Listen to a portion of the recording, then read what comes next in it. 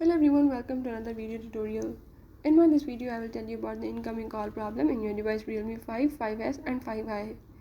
So if in this device you are having any problem related to the incoming call, like the incoming calls are not showing on the display or not receiving, you can fix it by following the few easy steps as I will tell you in this video. Before that, if you are new to my channel, don't forget to subscribe and press the bell icon.